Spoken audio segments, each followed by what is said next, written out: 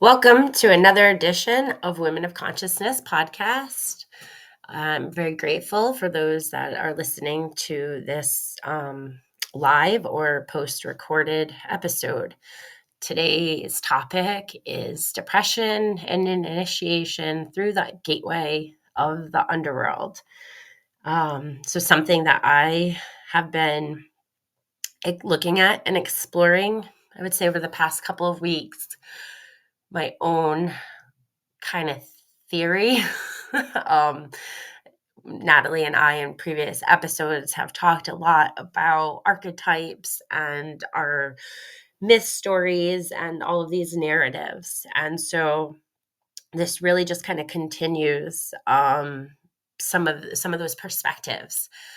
And I recently finished a 15-hour course for psilocybin assisted therapy settings. I do integration coaching with psychedelics. And so I was really just trying to kind of learn some new things and gain more credentials. And as I was finishing up the course, one of my last topics was around major depression. And as I was just listening to the video and taking notes and hearing the story of the lecturer, it just kind of started giving me, perspective of my own journey, my own relationship, I would say, with depression throughout my life. And it just really kind of gave me some aha moments that I wanted to sit with and dive deeper into and really look at and reflect. And then culturally kind of expand beyond me and look at it culturally and collectively and really kind of explore this myth, maybe story, narrative, archetypal energy that so many people all over the world could relate to or understand, at least through some kind of experience. And so that was my inspiration for today's topic. And so again, it's just my own thoughts and theories and opinions and things that I'm trying to look at and piece together. It's not anything that I could accredit to a book I read or anything specifically on research that I've come across. Maybe there's stuff out there, I don't know. But for now, it's just kind of my experiences and my thoughts and my point of view. And so just really kind of wanting to maybe get that conversation going, having people self-reflect. Again, that's part of our whole intention with this podcast channel, is to really bring up topics for conscious awareness for people to reflect on and integrate and look at. So with that, I'm just going to kind of dive into it. Is depression an initiation through the gateway of the underworld? I feel very strongly that yes, depression has a purpose, a very beautiful, hard purpose for us as human beings to experience and explore.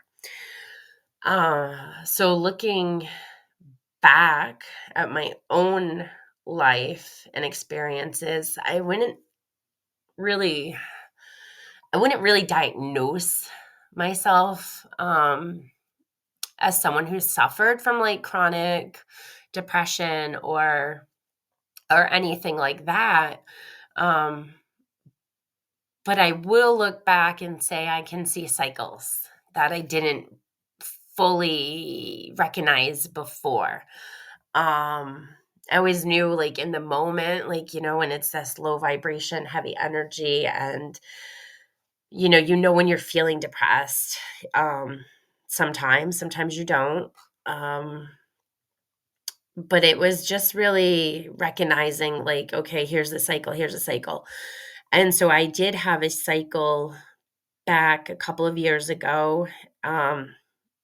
And even looking at winter, right? Seasonal depression. I think that's a big thing that a lot of people know, the coldness, the time change, right? We're kind of heading into moments of seasonal depression.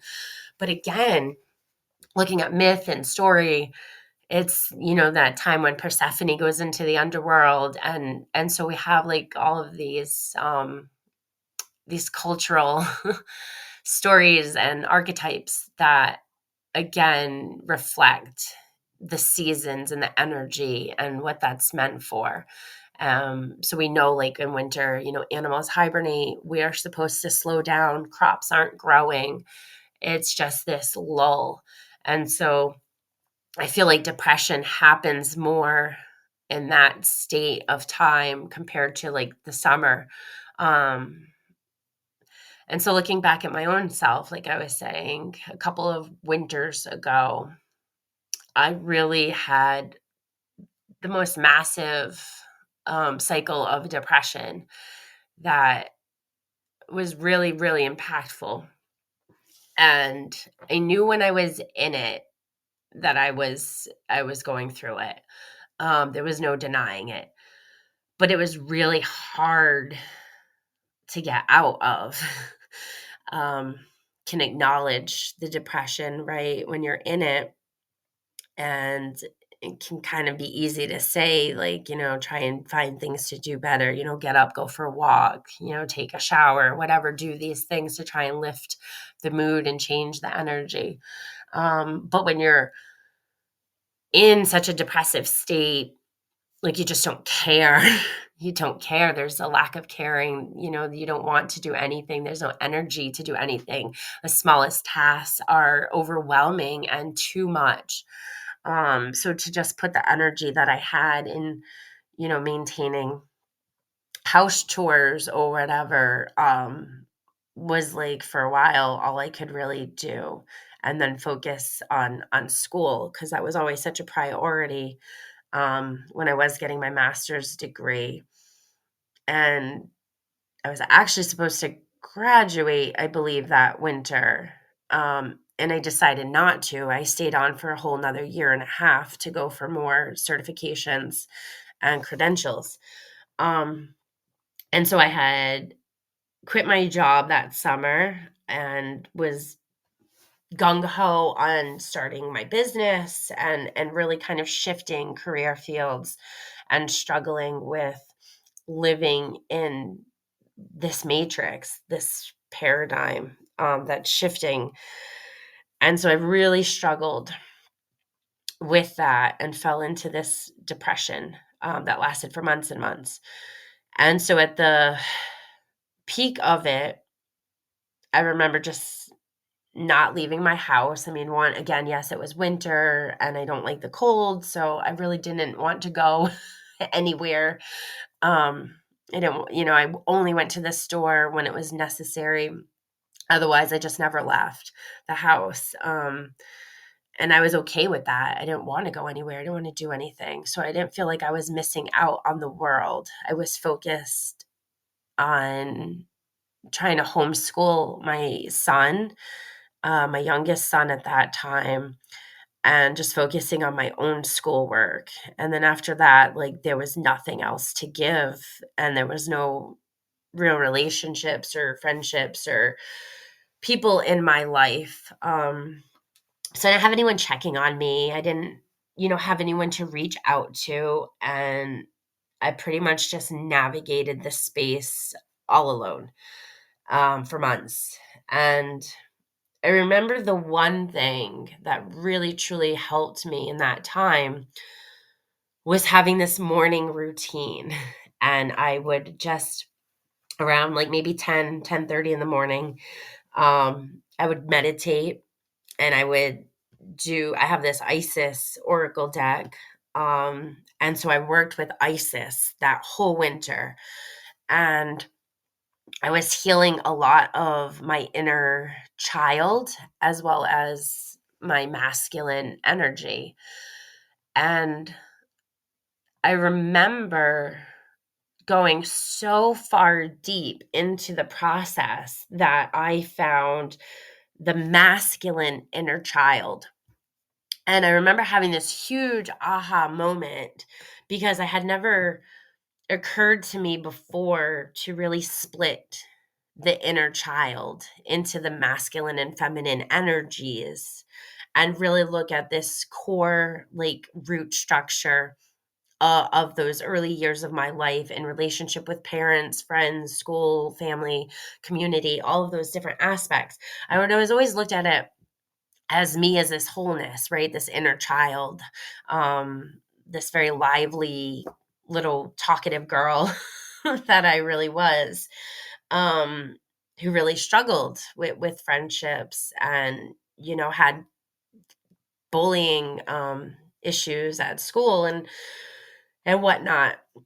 And so it was really looking at this wounded, absent, dormant, masculine inner child energy, right? And like, where was this little protector?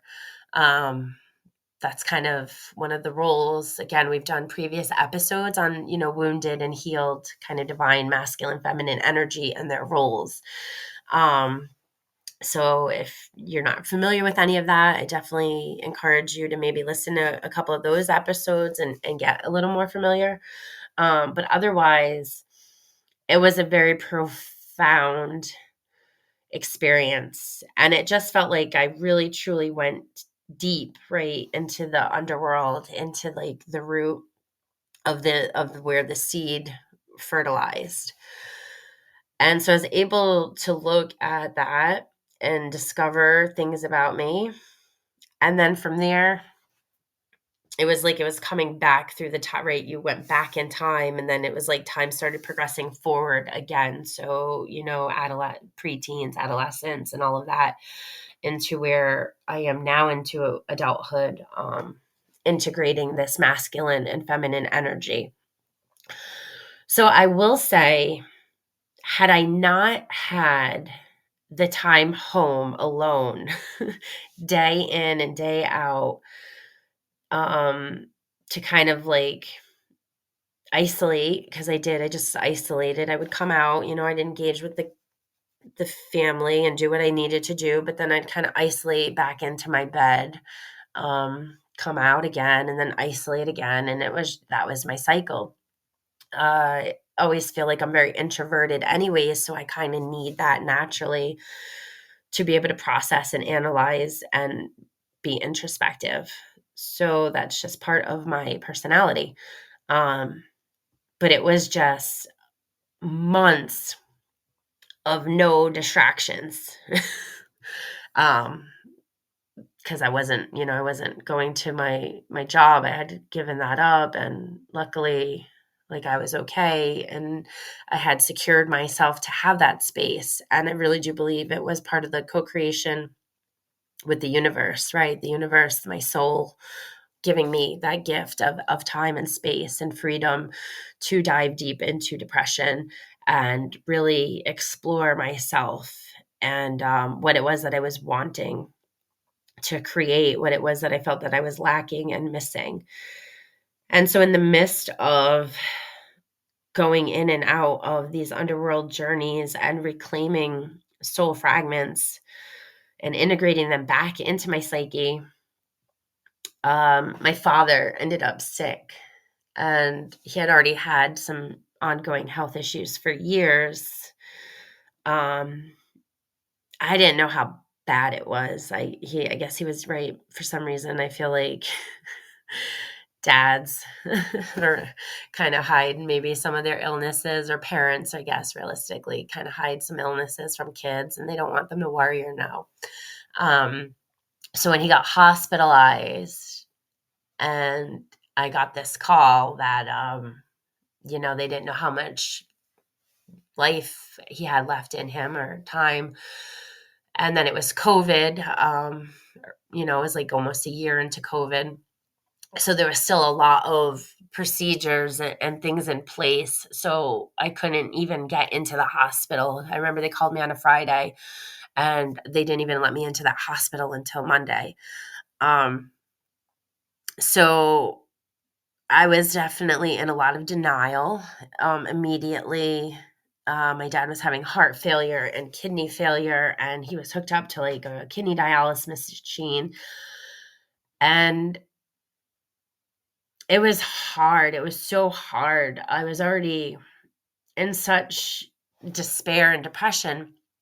So to go in there I think that was where like a spark of hope came, like there's no way my dad, is dying. What are you telling me? Like there's no way. You don't know him. Like he'll wake up, like he'll be fine. Um and I remember the doctor, this older man, just yelling kind of at me, being very aggressive and rude, and you know, um pretty much made the call and said he wasn't going to keep my dad hooked up to the dialysis machines anymore, and he was shutting it down.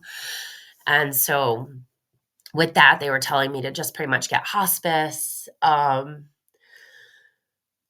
it was all just so sudden and fast and unexpected. So it was really, really hard to accept and to integrate and to deal with.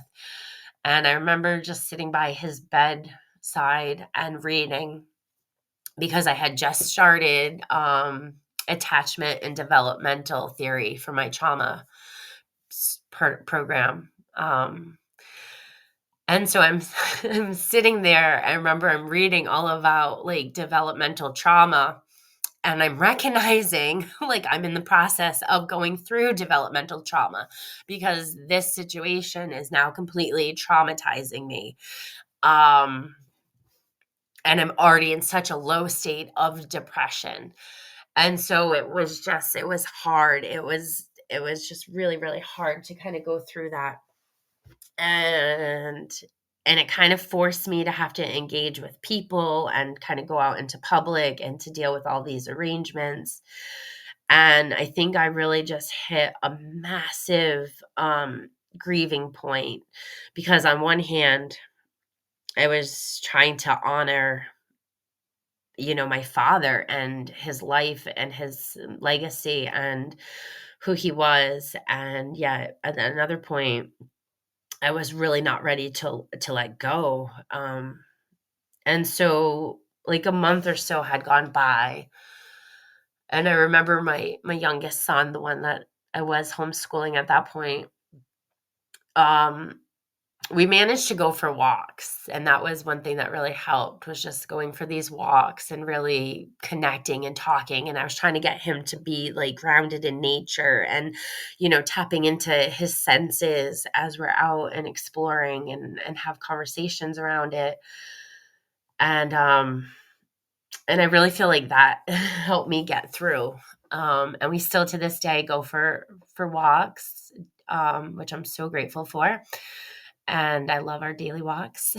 And that's, one way to really kind of get through depression, is to just connect with nature, right? To try and get yourself into the sunlight, to get yourself out of that bed, out of that room, off the couch, just out. And so I'm grateful for that time period. But I remember at that point, he really had like this heart to heart with me.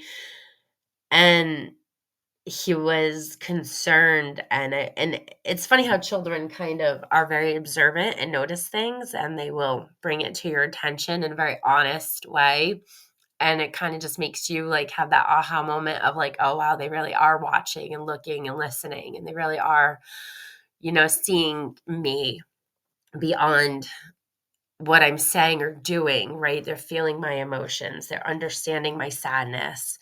Um, and so he was telling me that like I just needed to try harder at life, that I just needed to get up, and just shower and put on makeup again, just go to the grocery store and just try.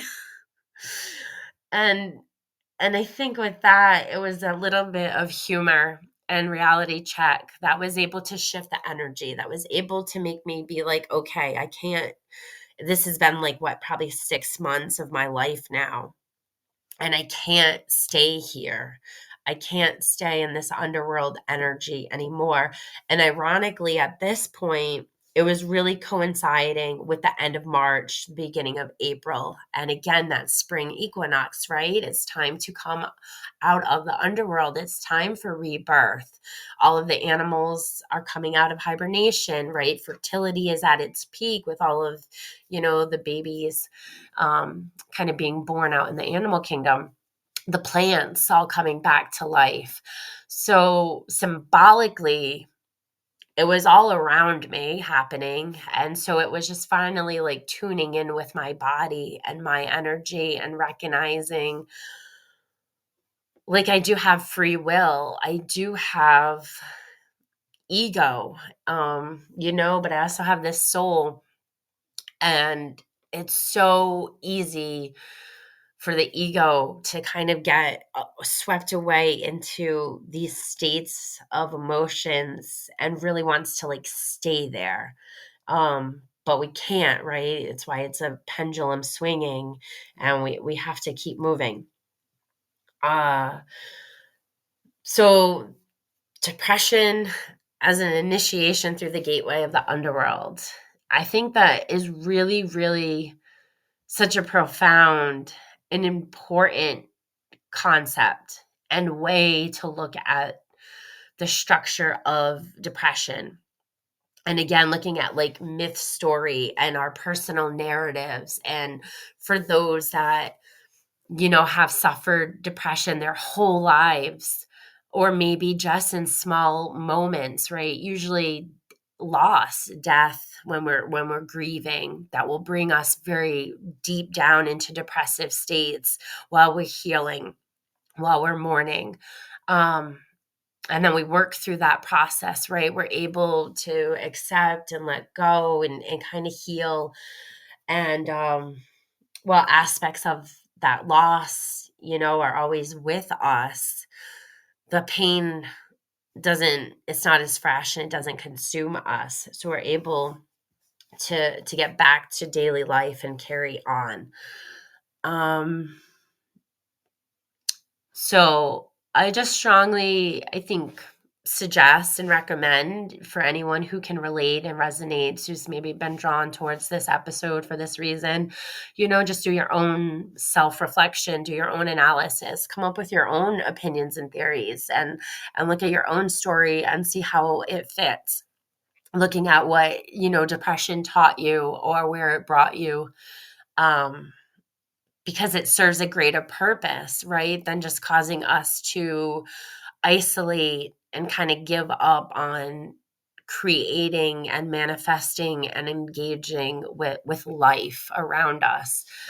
And the opposite of depression, when you're looking at that spectrum again, vitality, right? So there's this lack of vitality, and yet there's just such a strong connection to just not caring.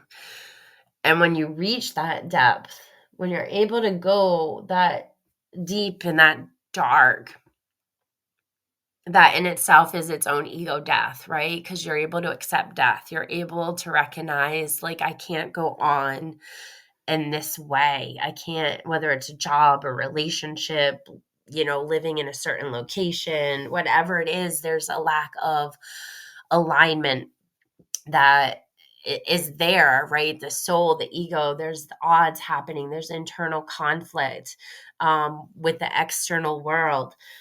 And everybody's different. So I don't want to make assumptions or anything, but I'm just kind of, again, personal experiences and other things that I have come across in my lifetime. But I think depression, I mean, one, it's so common and so popular amongst definitely Americans. I don't really know the stats globally, but I know in America, it's like millions and millions of Americans suffering through depression. Um, so even looking at like that statistic, it kind of made me wonder, like, why? Why? Why are we so far out of alignment? Why are we struggling between the internal and external world so much that like we're constantly caught up in these cycles of depression? And then, like, how are we handling that? I think a lot of pharmaceuticals come into play, or self-medicating, right? A lot of coping mechanisms and addictions happen to try and ease and comfort the the body, the mind through depression. And so, and I don't want to say ignorance. I'm just going to say like non-awareness. Um, it's the like delusion kind of, or the illusion, right? We're just not even fully aware sometimes. We just know like, oh, maybe I'm just down, or, I'm just kind of feeling gloomy or whatever. Um, you know, Mental health, depression, all of these things, sometimes it's culturally seen as weakness. I think we're doing better in the last few years of mental health awareness and trying to have like mental health days. School systems are teaching about it. I think in the workplace, maybe it's okay and becoming more acceptable for people to focus on self-care and take time off, compared to a few years or generations ago when everything was just swept under the rug, as well as I would say pushed behind the mask, right? Because we have to kind of put the smile on our face and just tell the world, I'm fine and I'm okay, and just kind of suppress those emotions and those real states that we're living in. Um, and just wear this fake mask, through our daily engagements. And that's really hard to do with depression. It's really, I mean, if you can pull it off every day, like I applaud you in some ways, because I have never been able to really fully hide that darker energy. So I think from my experiences, again, for such a large percentage of a culture to be able to share this archetypal narrative,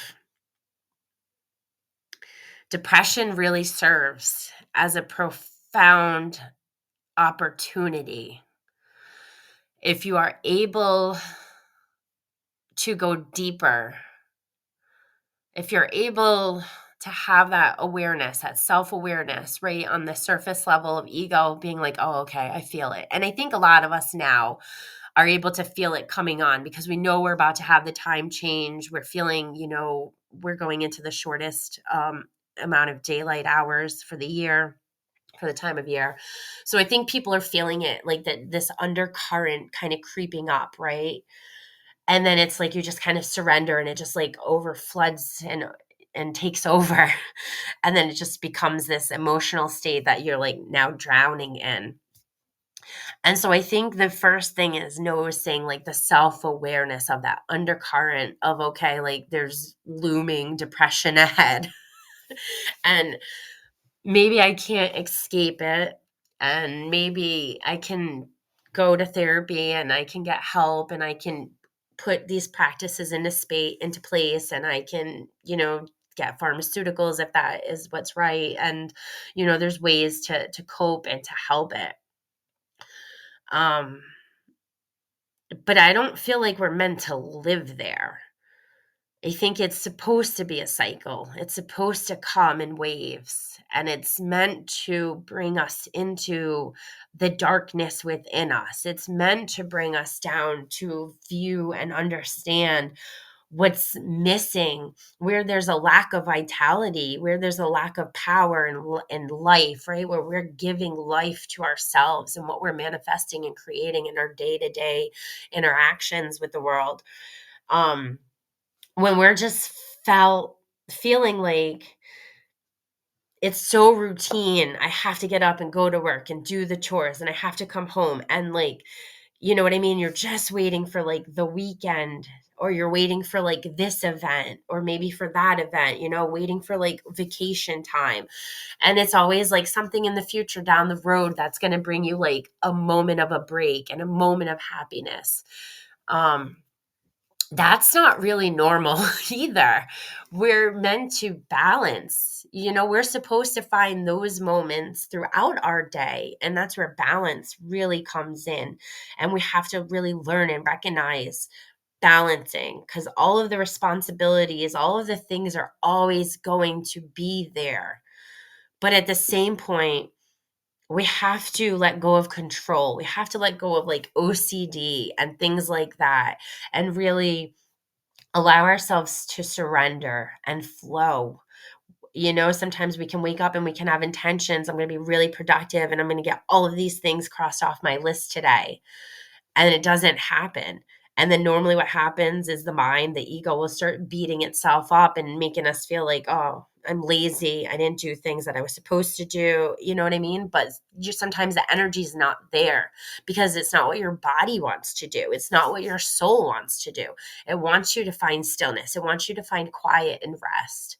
And especially in the winter months, especially with so much darkness in the external, it's going to reflect internally as well. And so when we're distracting ourselves, when we're avoiding it, when we're just, or even on the opposite end of that, when we let it consume us, when we just give in so much that it then consumes us, that we can't break free, that we can't lift ourselves out without help or some kind of support. I think that's when it goes into the excess, right? The pendulum has swung all the way to like the peak of excess. And now there's nowhere for it to go. Like it has to come back. It has to swing back the other way. So that's just, I don't know, kind of what I've been thinking about and looking at, and again, just theorizing and trying to explore what is this true state and container of depression? What is it really meant for? Because I don't feel like we're really meant to like give up on life. I don't feel like we're supposed to be like, oh, it's dark and cold and I'm just going to hibernate and isolate and never talk to people and, kind of just get stuck in my head and start nitpicking on all the aspects of my life that I'm not enjoying and then allow that to consume me. Or in grief or loss, to get stuck there. We are meant to heal. We're meant to grow and evolve. So that's where I feel like the underworld journey kind of is individualized, right? If you're into Jungian psychology and you know all about individuation and that process, it feels very much that depression and despair are very integrated into the underworld. And you have to reach those emotions. You have to kind of reach that low vibration to be able to be initiated into this journey because now it's a myth story. And again, for me personally, like I had said earlier, I was working with Isis a lot that winter. And it made a lot of sense to me that I would connect with Isis. She's just one of my great mother aspects of my divine archetypal energy that I am. Persephone, Inanna, Lilith. So these are all dark goddess energies that are a part of me that I discovered. And again, Natalie and I have done previous episodes on archetypes and different goddesses. I don't know that we've really dived into any specific like goddess story. But it is really interesting when you start reading these myth stories and you're able to resonate and relate it to yourself and you recognize this is my story. This is components of what I've gone through. And this goddess and everything that she stands for and everything about her personality is entwined in my personality and in my values and in who I am. And so, as part of my own individuation process, a lot of those darker goddess energies from the shadows kind of came up first into my awareness and kind of brought me down this path. And regardless if you are a male or a female or whatever gender, it doesn't even matter. It doesn't. It's about energy. It's about masculine and feminine energy. And so I am very, very strong in my feminine energy. And so I have done a lot of integrating and research and healing and reclaiming these archetypes, these goddesses. And I know my core, like, of who structures me. I know what ones I embody and channel. And with Inanna was a huge aha moment for me when I got to her. And gosh, I would say this was like 8 years ago, I feel like, um, when it began. And so each winter, each fall, it was like, okay, here we go. We're going back through the underworld. And with Inanna's story, she's going down um, into the underworld to see her sister, who is the queen of the underworld. And she has to go through these 7 gateways. And at each gateway, she has to strip off a piece of jewelry or her clothing. So that when she gets to the 7th and final gateway to go in to see her sister, she is completely naked. And then her sister kills her and hangs her like on a meat hook and just kind of lets the body hang there. And then I can't remember if it's like angels or messengers. I mean, it's been a while since I've read the story exactly.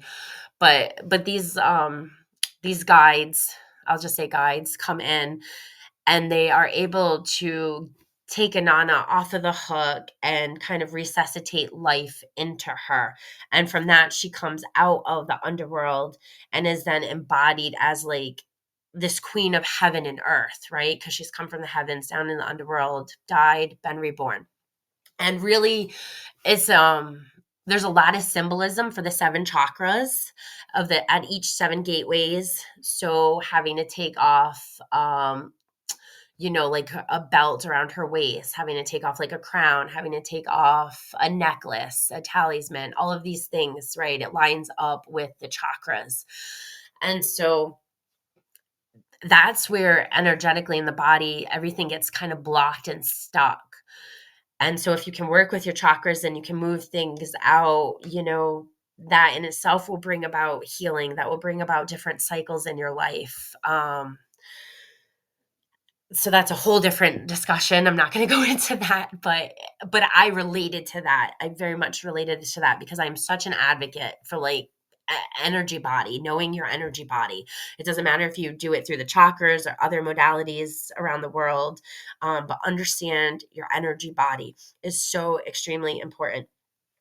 And then to get naked, right? To be completely vulnerable is really what that part of it is. It's just this sense of complete vulnerability to stand here with nothing to hide behind, nothing to protect you, and then allow death to strike you, which she did. And her sister, it is symbolically her. It just represents her. It's her own shadow. It's her own internal being. And so it's not even about an actual other person. So that in itself, it's like, okay, if I'm going through the underworld and I have to go through these gateways, right? Am I passing through each gateway? Or am I getting hung up because I don't know how to take off and release this piece of jewelry that is really choking my throat chakra and keeping me from speaking my truth? Is it really, or maybe it's clinging to my throat so bad because I've been so hurtful. I've been so hurt my whole life that now I'm hurtful to others. So I don't care how bad my words hurt you. I'm just going to lash out. You know what I mean? So, like, looking at each gateway and what needs to be relinquished and let go of so that we can enter the next one. So I feel like if we're not able to do that, if we just surrender to, well, I feel like crap and I don't want to engage in life because depression has overtaken me and I'm just going to let it, we're not really we're not really learning the self-awareness of our own potentials, right? We're kind of keeping ourselves blocked at that gateway where we can't go through to the next one and the next one, because there has to be a death at the end. There truly does. But that's the way out. That's the light at the end of the tunnel. Death and rebirth, death, life, death. Like, it's all constant cycles. And to be too afraid to get vulnerable, to be afraid and not want to dive in of self-exploration, you're going to hold yourself back at a gateway, and you're going to be surface level, and you're going to be stuck. And that pain is real. It's so real, and it's so consuming. And there's even a sense of power. There really is. When you kind of reach depression where, like, you don't care about anything, that is a beautifully dangerous place to be, because that is what allows the ego to die. When you have something to fight for, when you have something to live for, when you care, you're not going to go there. And when you think about whether it's your own depressive states or people that you've known, right? Because I feel like at this point in life, we all can relate or resonate with maybe knowing somebody else or experiencing it ourselves. I can remember looking back in my teen years and seeing my mother, and I totally didn't understand it. I just knew she was bipolar, but I didn't understand what these states were. And I can remember looking back at different cycles that she went through, from isolation to then complete like manic energy to always being on the go, and then never allowing herself to find stillness, because that was too scary to have a clear mind and having time to tap into yourself. That was way too scary. So it's much easier to go and do all day to avoid it. So yes, I do personally think depression is an initiation to the underworld, and there are gateways that we have to go into and go through. There are things that we need to learn about ourselves, that we need to heal and let go of, so that we can kind of have the rebirth and then come back. And that's why it goes in cycles, right? It's always in constant cycles. And you get better at it. At least I know personally I have. I got better at recognizing it, at understanding it. And in spirituality, I know, like, dark night of the soul is kind of thrown out there as a way to label, I think, this experience, a dark night of the soul, because you go into severe depression, right? Some kind of tragic event, some kind of loss, something comes in and shakes up your life. It's that tower moment, it's the death card, it's the fool's, all of these kind of major arcana cards that would come up in a tarot reading. And it's a catapult. Life can't continue as it was. And so you fall and you fall and you fall. And it feels like despair and depression and, wanting to give up, not knowing a way out. The darkness, the dark night of the soul kind of comes over. And that's what shifts, right? Again, it cracks open like consciousness. And now there's a new level of awareness about yourself and the people around you and what you're doing with your life or not doing with your life, where there's alignment or misalignment, all of these things, because it's trying to shift you.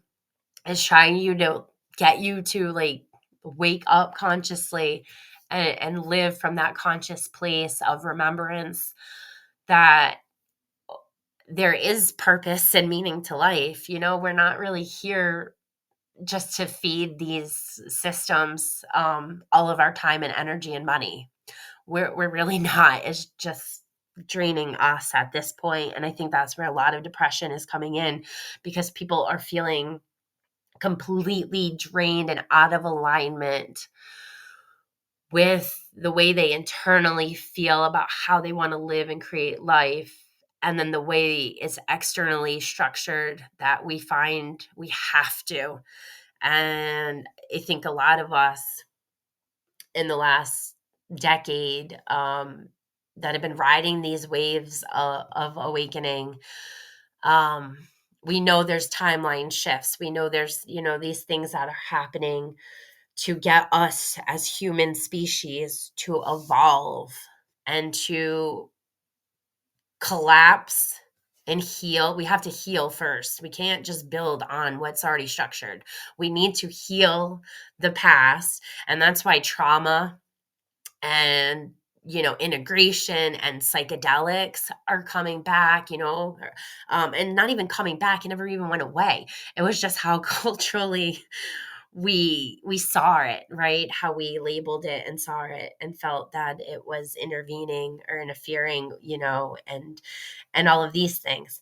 But but it's really resources. It's resources for us to heal the past and heal consciousness, heal our ancestral lines, um, heal culturally, right?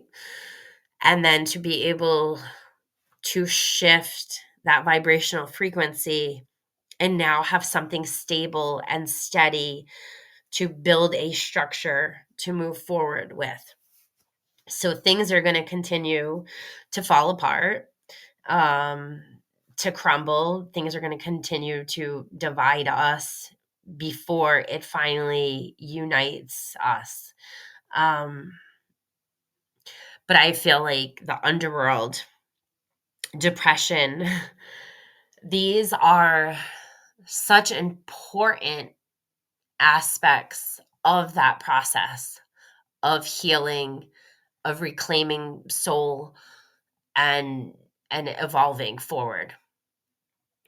So that's what I've been thinking about the past couple of weeks. And I didn't really have anything specifically that I really wanted to dive into. I just knew I wanted to do a topic, do an episode around the topic, just to bring up, I think, the conversation, just to get people to, again, reflect, to think about it, to really analyze it through their own, personal experiences, or however you're able to resonate. Because I don't feel like everybody has depression, but I feel like every single person has experienced it at least once. Um, and I don't know, it's pretty interesting. So it's painful when you're in it, for sure. It's hard. It's a hard space to navigate. Again, there's so much there in that darkness. Right? That's why it's the shadow energy. And so, but it doesn't need to be feared. The thing with the shadow, right, is it wants to be acknowledged. It wants to be recognized. It wants to be seen. That's how we integrate it back. That's how we do the soul retrieval, when we can sit with the uncomfortable and the ugly and the messy and the painful, and we can truly sit with it and allow it to have space and allow it to feel seen and heard and recognized. That's how we begin to integrate it. That's how we turn it from shadow to light. So, whatever works for you, whether it's listening to music, writing music, doing poetry, dancing, yoga, breath work, meditation, art, painting, drawing, all of these, sculpture, all of these beautiful, beautiful creative outlets. I know for me personally, I write my best poetry that just comes, I just channel it. It just comes like this faucet's turned on and it's just there. I come through my best poetry in my depressive states. When I'm happy and on cloud nine, like, I'll get a lot of creative insights on things I want to do, but I can't sit down and be like, I'm going to write a poem about this or that. Like, it just doesn't, there feels like more of a block there. So again, that's something that I've noticed about myself, is how it's so much easier to tap into this poetic state when they're and the pain, right? Because I'm really channeling up that dark pain. Um, and I think another big thing is just, again, culturally where we're at. Kind of going back to like the mental health aspect, it's come a long way. It's gotten a lot better. But I feel like we still get uncomfortable with seeing other people um, acknowledging, right, their negativity, their energy, when they are in such depression. Like, nobody cares about me. My life sucks. No one's there. Like, I hate my family, and like all of this stuff. And I just, honestly, I'm going to be really honest. There's a person on my Facebook friends list that I'm not even honestly friends with. Um, we went to school together, and I didn't even really like her very much in childhood. Um, but for some reason, like, we're Facebook friends, and she posts so much all the time because she's just living in depression. And I feel bad for her. And there's been a few times I've almost wanted to reach out and offer coaching sessions, like, I don't know, offer something to like maybe help or whatever. And I don't know if she would take me up on it or do it or not. So maybe that's why I just haven't even bothered. But I feel bad for her. I have a lot of sympathy and empathy for what she shares. This lack of family acknowledgement, this lack of self-love, this lack of living a life. I think you feel like you have a bigger purpose than just this job that you have to show up for to pay your bills. Um, so I do recognize that, and I do understand that happens, and that's where I feel like it's not a cycle anymore. Something happens with the ego where it just gives up, and it doesn't continue going through the gateways, right? It doesn't continue the journey through the end of the underworld. It just kind of gives up and is like, I'm going to live here now. I'm just going to unpack my bags and I'm just going to stay here. And this is my life. And that's really tragic and sad, I feel, because I don't think it has to be that way. I don't think it's meant to be that way. I think it's just supposed to help us grow and shed things that we no longer need when we can dismantle ourselves at each gateway and then kind of reassemble ourselves at the end and be reborn. Because now it's like, right, that's where purpose and vitality is. No, I don't want to do this anymore with my life. No, I don't want to be in this relationship anymore because this person, it's just not a healthy fit. It's toxic, right? A lot of our relationships are really, really toxic. They're surface level. We don't feel safe to even get vulnerable, to go into the underworld with our partners. That's a whole different other topic in itself. But to really be able to go through the underworld and have a support system and have somebody there, I think, is really the most profound aspect. I recently had a moment right after the equinox and right around the eclipse at the beginning of the October month, um, where I was really overwhelmed. And I talked about this in that equinox and eclipse video that I made. I was feeling really, really overwhelmed. And then my son got into a car accident. And that was like the final straw, right? That kind of broke the camel's back. And that was it. I was then booted through that gateway. Um, because I think I was just kind of maybe like standing outside of it and recognizing it and being like, no, I have these practices, right? Because I've done this before. I know what practices, I know what tools, I know what to do to keep me from sinking to that level. But the universe was like, no, we don't care. We're still going to break you because you have to go deep. And so I did. I ended up in a couple of weeks of really, really heavy again, it's just like life is so hard sometimes. And for me, I mean, I've been honest in the past about it. The suicidal kind of idolations that come up with depression, right? And it makes sense if the ego is going through a death, why would it physically want to maintain itself here if internally it's at such conflict with all aspects of the psyche? So that in itself, right? Pluto energy, Scorpio energy. We've just entered Scorpio season. So maybe, that's kind of why I'm feeling the pull to talk about this a little bit more openly and honestly, because I know I'm not alone. And I know there's a lot of other people who can resonate and relate. And that's really my goal, is just to give a new perspective and a new understanding, and just kind of maybe reflect on that for yourself. I isolate all the time.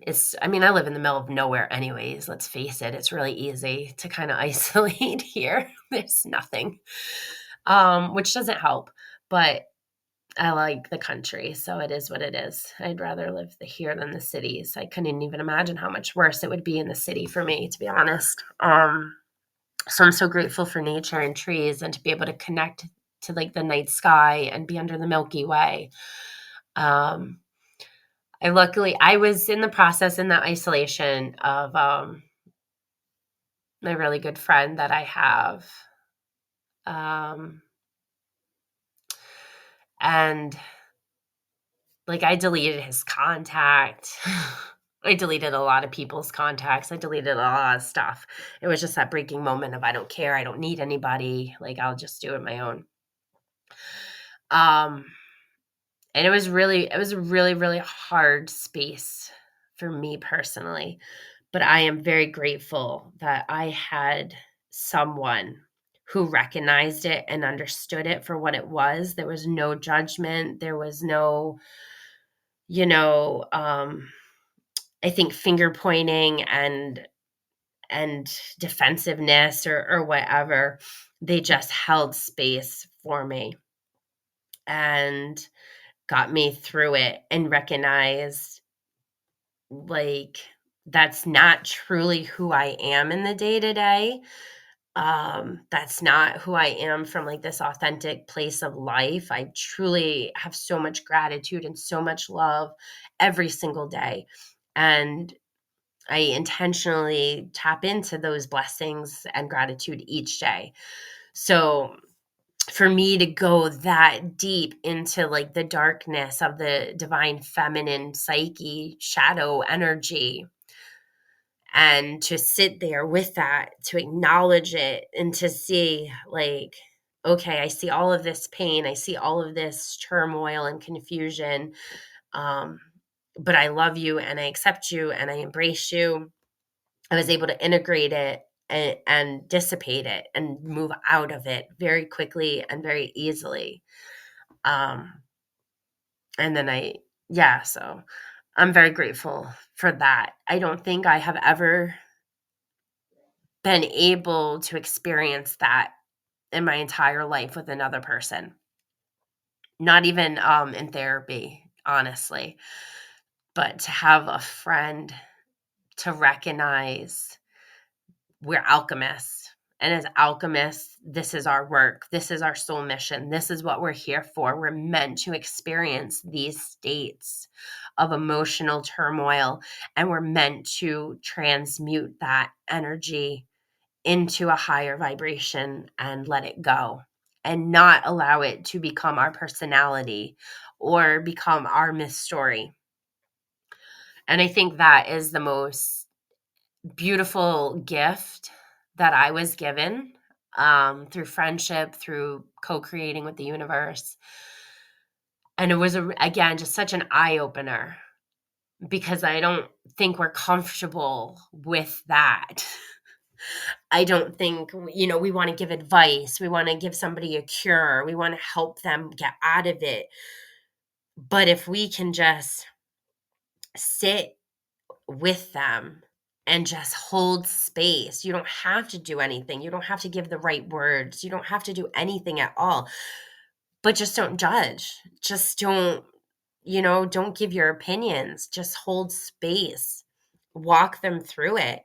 Notice, what you need to notice and allow it to be and allow it to let go. That is just, I don't think our friendships are there, honestly. I think our friendships and our relationships are still so superficial and surface level, because if we were able to go into the underworld holding someone's hand and allow them to really see our deep, dark thoughts and our self hatred and our conflict and our struggle with our place in the world, we feel like nobody would want to be around us. They would all abandon us. They would all leave us. We wouldn't be lovable. We wouldn't be worthy. And so, right, that's where that fake smile and that mask comes on. And we're just like, I'm fine. I'm good. It's okay. Well, I wasn't okay. And I let him know that I wasn't okay. And I was really like, I remember at a moment, like, this man is never going to talk to me. I've just lost my best friend. He is never going to talk to me again. And I was really scared of that.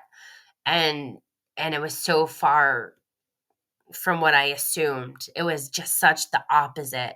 He just showed up, and I needed that because he helped me talk about it. He helped me integrate it. He helped me heal it. He helped me alchemize it, right? Um, and then we can switch places, and I can then do that for him. I can then hold that space as he navigates his life path. And that's the true beauty of friendship that I am really discovering on a personal level through this, initiation process that calls us into the gateway of the underworld.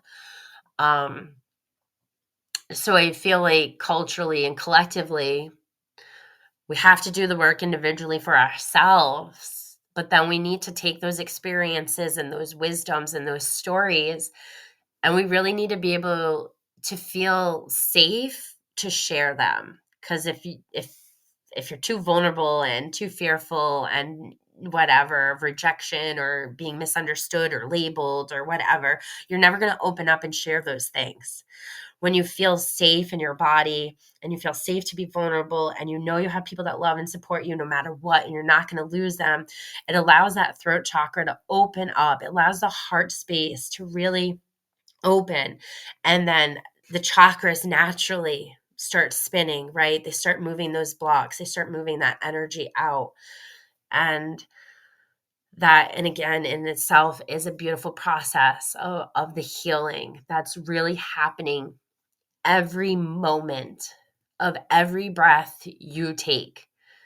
It is such an opportunity for self-awareness and to really look at your life, your experiences, your story, where you are, where you're headed, where you just came out of. And then as an individual, you start doing the work, and it sends out those ripple waves, and it starts, the people that start getting inspired or whatever. That's such a beautiful process too that I've been able to bear witness to in like the past 2 years of this intentional healing community that I'm a part of. And then holding space as an integration coach for those that are doing psychedelics, and as well as myself doing the psychedelics and doing my own journey of healing. I'm just thinking if there's anything else. It was a lot. I feel like it was a little heavy, but not really heavy. Depression can be heavy, right? For sure. I just think it's a really an important topic to look at and explore and to question. I don't think there's anything wrong or right, good or bad, about depression. I think it's all in how we personally are able to work through it. And so I truly am sending love and light and healing to those in this moment that are listening, that can resonate with this and can understand and have been like, yeah, I've been there and it's dark and I haven't cared and I know exactly what you mean. I have a lot of love for those people. And I guess my word of advice, or not even word of advice, that's not even the right way to say it. I guess my hope or whatever, my intention would be for you, that I hope that you can navigate it. I hope that you find the strength within yourself to take it as an opportunity to get to know yourself better, to really get to look at your life through different lens of self-awareness, to be able to connect with your own archetypes, whether they're gods or goddesses, looking at your own story of myth and really overcoming these struggles and these moments of harsh challenge and really recognizing that if you get to the meat hook, it's not the end, it's a new beginning. And there is a birth, there is a rebirth. And that's a powerful, beautiful space to reach and to come through and come out of. And then just taking that wisdom from what you learned and applying it the next round, right? That's really where we transform and transcend rather than repeating and repeating and repeating this cycle. We need to be able to grow beyond it. We need to be able to find where things can truly end and where we can embody the wisdom and try new habits, try new practices, try new ways of being or doing, and get different results. I've been thinking a lot while I've been talking. In the back of my mind is the Wild Women archetype, the book Women Who Run with the Wolves. I've been reading that and I'm almost halfway through it. That's been very profound too. And kind of going back to that feminine energy of the underworld, of like this void of creation, this womb space.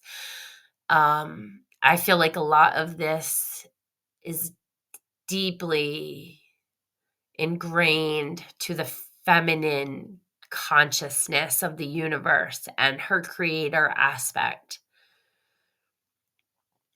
So I think in one of our upcoming episodes, I'm going to dive into that book a little bit and maybe find some parts to highlight and talk about. If you haven't read the book, I definitely suggest it. It's pretty much aimed for women, I feel like, but I think it would resonate a lot with men as well, because you do, again, have a feminine aspect within you. And I think it's just a great book. She looks at different myth stories, again, like I did with Inanna. And she really breaks it down symbolically and psychologically and looks at like the human condition and how we experience these things based on that. And so I'm definitely going to bring that book into an episode in the future. Our last podcast episode, I did a discussion with Lena, who is the founder of the Veteran Psychedelic Network. That's been a beautiful episode, super successful, very, very proud and grateful for that. Lena and I have been planning and are in talks to do more follow-up episodes in the future, again, around, different themes there. But that doesn't have a deadline or a time set yet. So I thank those who have listened to those episodes and continue to listen to the episodes.